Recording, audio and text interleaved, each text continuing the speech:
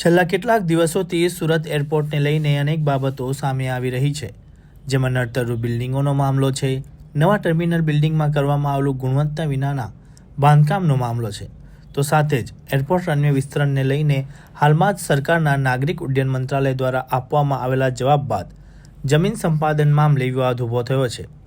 Surat એરપોર્ટના runway માટે વધારાની કોઈ જમીનની જરૂર નથી એવું મંત્રાલય દ્વારા કહેવામાં આવતા પ્રશ્ન થઈ રહ્યો છે કે પછી જમીન સંપાદન કરવાનું જાહેરનામું કેમ બહાર પાડવામાં આવ્યું હતું.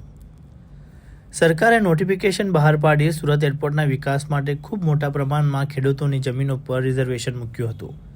તેથી બિલ્ડર લોબીએ જમીન દસ્તાવેજથી ખેડૂતોની જમીનો સસ્તા ભાવે સોદા કર્યા ને હવે સરકારે નવું જાહેરનામું બહાર પાડી આ જમીનોને રિઝર્વેશનમાંથી મુક્ત કરી દેતા આ સમગ્ર વિવાદ સર્જાયો છે.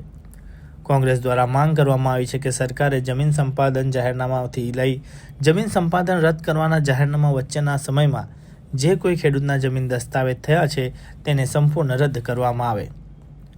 આ સમગ્ર વિવાદને લીધે સુરત એરપોર્ટના કથિત માસ્ટર પ્લાન 2035 પર હવે અનિશ્ચિતતા સર્જાઈ રહી છે. ગુજરાત સરકારે એરપોર્ટ ઓથોરિટી તરફથી કોઈ પણ ઔપચારિક વિનંતી વિના જ જમીન રિઝર્વ કરી રાખી હતી.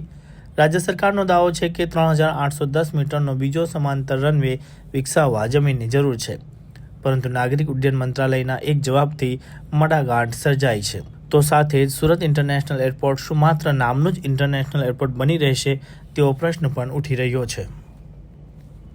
અત્યારે હાલમાં આઈએલએસ સિસ્ટમ અને રનવેની જે લંબાઈ વધારવા માટે 25 હેક્ટર જેટલા જમીનની જે માંગણી કરેલું છે એ જમીન હાલમાં જરૂરિયાત નથી એવું શક્તિસિંહ ગોહિલ દ્વારા પૂછવામાં આવેલા એવા સવાલની અંદર યુનિયન એવિએશન મિનિસ્ટ્રી એમને જવાબ આપ્યું છે. તો આ જવાબ જોતા એવું લાગે છે એની અંદર કશે ને કશે આ જે રિઝર્વેશનમાં આવેલા જે જમીન છે એની આજુબાજુમાં જેને આ જે જમીનો ખરીદવામાં આવેલું છે, જેની પાસે તેના કબજો છે, આ જે જમીન જે બિલ્ડરો દ્વારા જે દબાવ કરવામાં આવેલા છે, આ જે દબાવના અનુસંધાને અત્યારે કદાચ કલેક્ટર કચેરી દ્વારા આ કામગીરી કરવા માટેનું પણ ઢીલો મૂકવું હોય એવું અમને દેખાઈ રહ્યા છે.